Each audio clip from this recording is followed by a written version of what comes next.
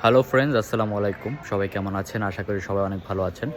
So এখন আমি যে বিষয়টা নিয়ে কথা বলতে আসলাম সেটা হচ্ছে গত দুদিন আগে সাকিব আল হাসান বরিশাল একটা ম্যাচ হয়েছিল বরিশাল সাথে আমি যদি ভুল করে না থাকি সিলেট। তো সাকিব আল হাসানের দলের সাথে তামিমবালার খেলা ছিল। তো সেই ম্যাচটার মধ্যে সাকিব যখন বোলিংয়ে আসে ১৭তম ওভারে, তো তখন সবাই সাকিব আল হাসানকে ভুয়া ভুয়া বলে চিৎকার করছিল মাঠে যারা দর্শক ছিল।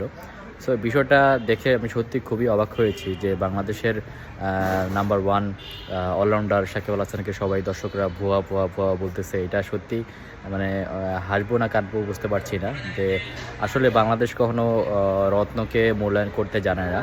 সে ব্যক্তি হিসেবে যেমনই হোক না কেন তার খেলা নাম্বার ওয়ান, সে নাম্বার ওয়ান না হলে এখনও ক্রিকেট বিশ্বে নাম্বার ওয়ান অলরাউন্ডার হতে পারতো না।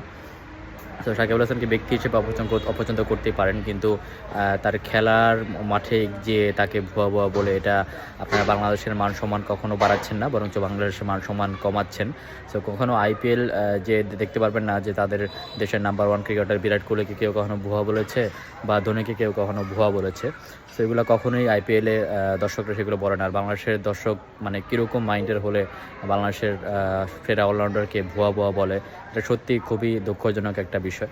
সো সাকিব আল হাসান অবশ্যই সেটা শুনেছে এবং তার প্রতিক্রিয়া কী ছিল আমার জানা নেই, বাট যে কাজগুলো করেছে এটা একদমই ঠিক হয়নি, এটা একদমই রং।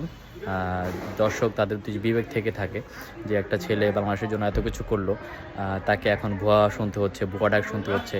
এটা সত্যি খুব লজ্জাজনক একটা বিষয়। দর্শক আপনাদের কাছে এটা কেমন লেগেছে, এই বিষয়টা ভালো নাকি খারাপ, এটা অবশ্যই কমেন্ট করে জানাবেন।